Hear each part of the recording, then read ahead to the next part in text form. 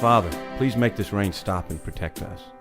The rain was coming down hard and fast, so thick we could barely make out the desert landscape ahead of us. It went on for days. The rain continued to pound us relentlessly until we finally neared the Kuwaiti border. Our battalion halted. On the other side, the enemy waited. Rain or no rain, we'd soon be going in. We awoke on the day of the invasion to clear skies and glorious sunshine. As we closed in on the border, I couldn't help but stare at the astounding sight before us. The torrential rains I had prayed to God to stop had washed away the sand to reveal metal discs planted all across the path. It was an Iraqi minefield. Somebody's praying me through. Somebody's praying me through.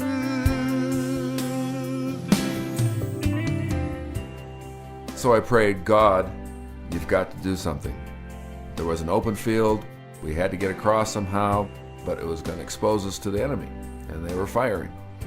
Somehow, from out of nowhere, came this white cloud and surrounded us, and we all made it across safely. Found out later there was this old prayer warrior at our church, Mrs. Tankersley, that God had woken up in the middle of the night, said, Spencer's in trouble, pray for him right now. And the last part of her prayer was, God, whatever danger Spencer's in, just cover him with a cloud. That's exactly what he did. Girl, somebody's praying me through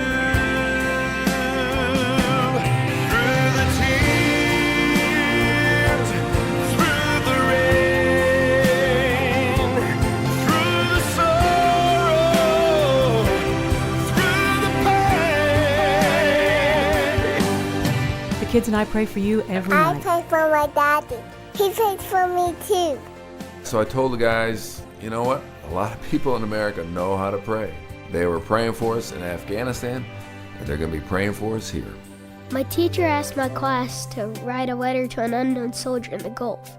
It was a very special project for me because my daddy was also a soldier.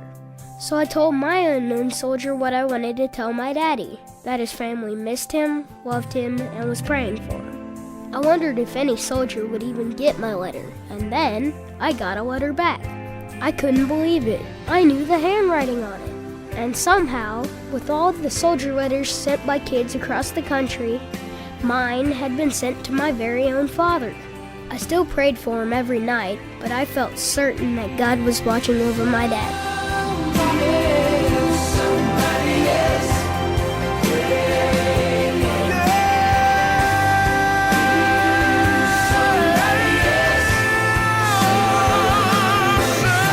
Lord is my strength and my shield. God is our refuge and strength, a very present help in time of trouble. Be strong and courageous. He will not fail or forsake you. The Lord is near to all who call upon him. I sought the Lord, and he answered me. Somebody's praying